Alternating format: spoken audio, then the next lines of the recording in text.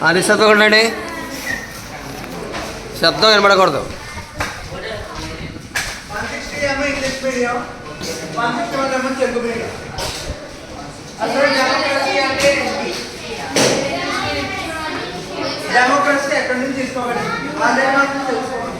Democracy ఎక్కడి నుంచి తీసుకోబడింది? ఏ వర్డ్ తీసుకోబడింది? డెమోక్రసీ డెమోస్ అంటే బేటే మౌనిక పడిపోయింది పడిపోయింది.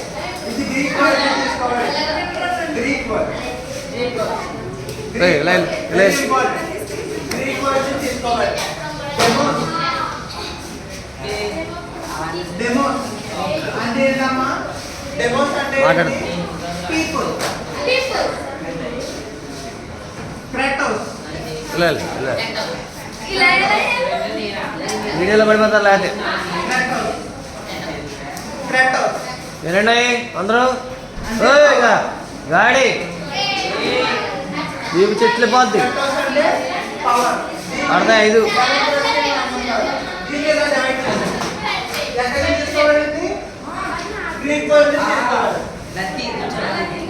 ఈ డెఫినేషన్ ఎవరు చెప్పారు? అబ్రహాం లింకన్ ఒక డెఫినేషన్ చెప్పారు. మంచి ఏంటి ఆ డెఫినేషన్? ఎవరికి అనుకున్నా అబ్రహాం లింకన్ ఒక డెఫినేషన్ చెప్పారు.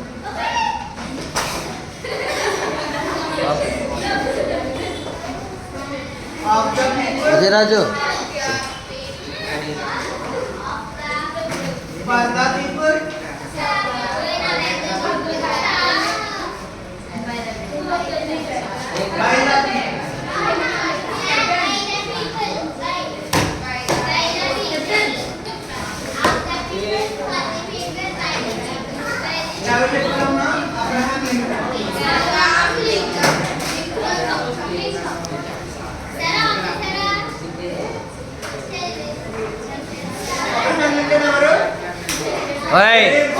ఆఫ్ ద పీపుల్ అంటే ఏంటి? ప్రజల యొక్క అని. ఫర్ ద పీపుల్ అంటే ప్రజల కొరకు. బై ద పీపుల్ అంటే ప్రజల చేత. అవి 3 కూడా స్లోగన్స్ ఇంపార్టెంట్.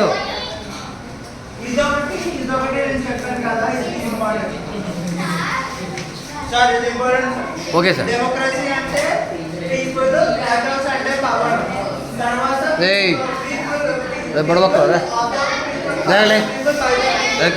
ఎవరు చెప్తారు ఈ మాట?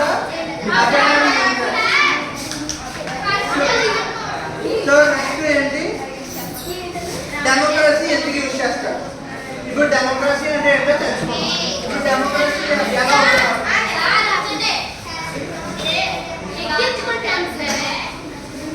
Democracy, why democracy is important? Democracy ఎందుకు ఉపయోగపడుతుంది? ప్రజల్లో ఎందుకు ఉపయోగపడుతుంది? డెమోక్రసీ అనేది